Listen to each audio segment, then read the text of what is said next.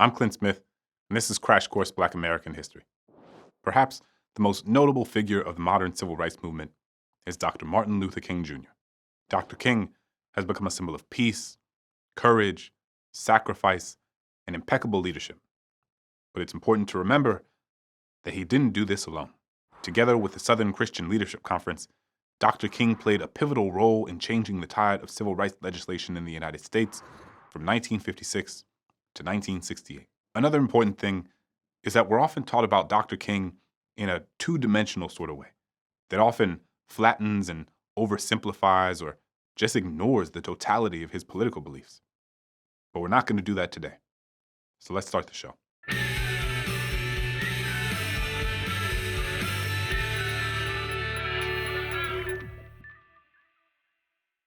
Martin Luther King Jr. was born in 1929 in Atlanta, Georgia. At just 15 years old, King was admitted into Morehouse College, which is an HBCU in Atlanta. There, he pledged Alpha Phi Alpha Fraternity Incorporated, the oldest black fraternity in the United States, and one that I joined when I was in college too. At Morehouse, he studied law and medicine.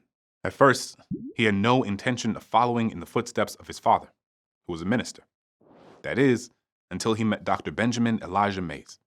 Mays was then the president of Morehouse College, and he was also a minister. He'd established a reputation of advocating for racial equality, and his work had an enormous influence on the young Martin. So after graduating from Morehouse, King received a Bachelor's of Divinity in Theology from Crozer Theological Seminary in Upland, Pennsylvania, and then a PhD in Systematic Theology from Boston University in 1955. While in Boston, he met the woman who would become his wife, Miss Coretta Scott, and they married and soon settled down in Montgomery, Alabama, where King began as pastor at Dexter Avenue Baptist Church. Not even a year into settling into their new home, the city began to bubble with tension because of the monumental Brown v. Board decision that declared key tenets of Plessy v. Ferguson unconstitutional. The desegregation of schools sparked unrest among black citizens in Montgomery who wanted to see Jim Crow segregation undone in all areas of life. And this is how Martin met Rosa Parks. The black citizens of Montgomery had long awaited an opportunity to launch an attack on the horrid abuse that took place within the segregationist system of public transportation. The 1955 arrest of Rosa Parks was the last straw. While community members and leaders were ready to take action, they sought out a leader who had an impeccable reputation. And as someone new in town, King also had the benefit of having a clean slate to work with. So Dr. King got his first taste of leadership when he was asked to head the Montgomery Improvement Association and lead the Montgomery Bus Boycott. Soon after the successful boycott, King was invited to Atlanta, Georgia, to create an effort similar to the Montgomery Bus Boycott that could be executed across the South. Over January 10th and 11th of 1957, 60 black ministers and civil rights leaders convened in Atlanta at the renowned Ebenezer Baptist Church to replicate the successful Montgomery strategy. This group would soon become known as the Southern Christian Leadership Conference, or SCLC. As an organization inextricably linked to the black church, it is no surprise that the SCLC regarded churches as pivotal organizing spaces for civil rights activism. The ministers of the SCLC soon chose Reverend Martin Luther King Jr. to be their first president, and in its later years, the SCLC would address other pressing issues like war and poverty. Reverend Ralph Abernathy Sr. co-founded the SCLC and served as the organization's treasurer. Another individual key to the success of Dr. King was Bayard Rustin. While he did not hold a specific leadership position, he served as King's advisor and right-hand man since the Montgomery Bus Boycott. During the Montgomery demonstrations, Rustin helped King develop the movement's nonviolent rhetoric that became the foundation of the SCLC's work. From the beginning, the SCLC identified nonviolence as their cornerstone strategy. They also soon decided to make the SCLC movement open to all individuals, regardless of race, religion, or background. King and the SCLC grew determined to bring national attention to the plight of black Americans in Birmingham, a city that was regarded as one of the most segregated places in all of the United States. The objective of this campaign was to end discriminatory practices in hiring, desegregate stores, and accelerate the desegregation of schools. And in a direct violation of a ruling against protests, King held a Good Friday demonstration on April 12, 1963. That day, he and 50 others were arrested. And later, a friend smuggled a copy of the local newspaper to Dr. King while he was in his cell. He opened the paper to find that 8 white clergymen had published an essay that criticized the march that he had led and other similar demonstrations against racial inequality. In the piece, entitled A Call for Unity, the clergymen urged black locals to refrain from letting outsiders sway them toward unwise and untimely behaviors that might incite violence, and told them to stick to petitioning the local courts for their rights. Deeply frustrated by what he had just read, King, in that moment, began to write a response, doing so in the margins of the very newspaper he had read the column in. And King didn't hold back, and this document became one of the most central documents of the entire civil rights movement. In his letter from a Birmingham jail, King rejected the idea that what was happening in Birmingham wasn't his business. Quote, "I cannot sit idly by in Atlanta and not be concerned about what happens in Birmingham. Injustice anywhere is a threat to justice everywhere. Whatever affects one directly affects all indirectly." He pushed back against the idea that if black people were just patient, equality would soon come. Quote, "We know through painful experience that freedom is never voluntarily given by the oppressor. It must be demanded by the oppressed. For years now, I have heard the word, wait.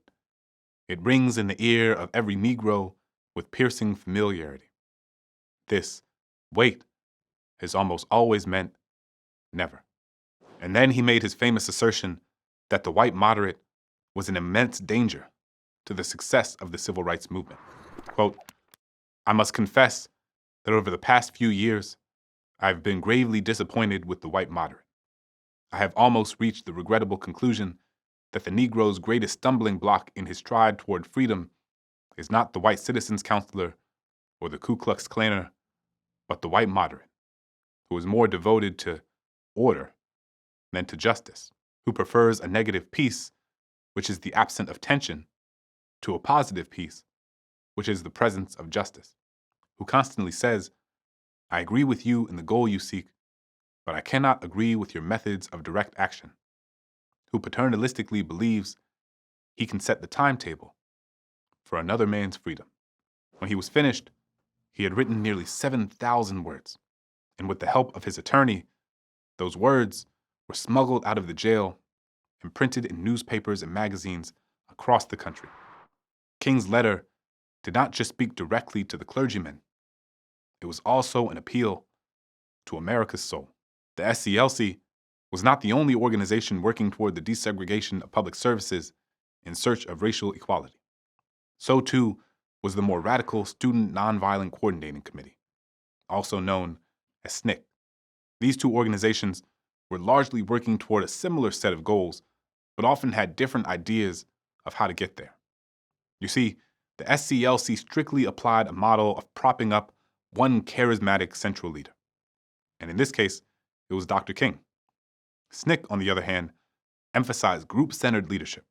But despite their differences in approach, there were also times when the two organizations worked together, like the 1963 March on Washington for Jobs and Freedom and the 1965 March on Selma. The combined efforts of SNCC, the SCLC, black and white citizens, and ministers from across the country proved successful, finally applying enough pressure to get Lyndon B. Johnson to sign the Civil Rights Act of 1964 and the Voting Rights Act of 1965. In late 1967, the SCLC opened a new chapter with its Poor People's Campaign. It was launched to close the wealth gap between whites and blacks and to combat the growing and racialized threat of poverty in the United States. As Dr. King put it, what good is having the right to sit at a lunch counter if you can't afford to buy a hamburger? Just as King was pivoting SCLC's work toward economic justice, he was assassinated in Memphis, Tennessee on April 4, 1968. Unfortunately, the Poor People's Campaign collapsed in his absence. After King's death, the SCLC remained active in aiding black voter registration and supporting protests across the South. But the late 1960s met the growth of a more militant sect of protesters, leaders, and intellectuals. The burgeoning Black Power movement was taking root, and people were becoming disillusioned with the idea of nonviolent, peaceful protests. Speaking of nonviolence, there is another important point to make here. Sometimes, people can turn Dr. King into a sort of caricature of himself that strips him of any political complexity that was actually central to who he was. People love to cite his line, "I have a dream that my 4 little children will one day live in a nation where they will not be judged by the color of their skin, but by the content of their character." And in doing so, they basically turn him into a single line in the I Have a Dream speech and make him out to be some sort of nonviolent kumbaya teddy bear. And while it is true that Dr. King was deeply committed to nonviolence, a deeper analysis of his work, writing, and speeches reveal that King's political views were often more radical and more expansive than they have often been made out to be.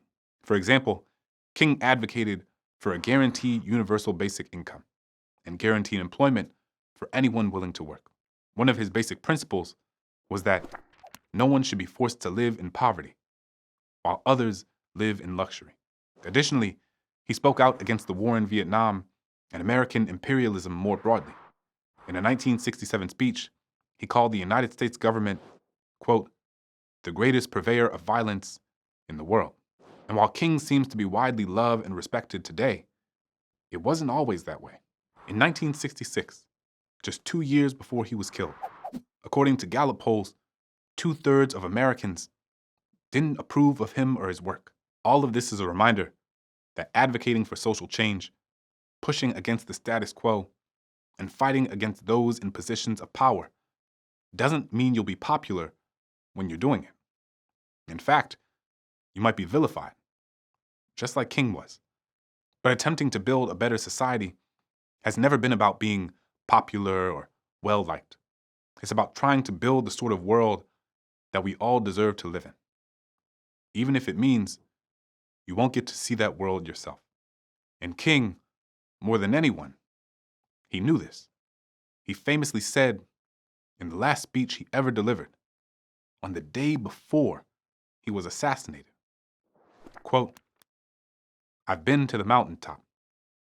I may not get there with you, but I want you to know tonight that we, as a people, will get to the promised land." Thanks for watching. I'll see you next time. Crash Course is made with the help of all these nice people, and our animation team is Thought Cafe. Crash Course is made possible by all of our viewers and supporters. Thanks to those of you who bought the 2021 Crash Course Learner Coin, and thank you to our patrons on Patreon.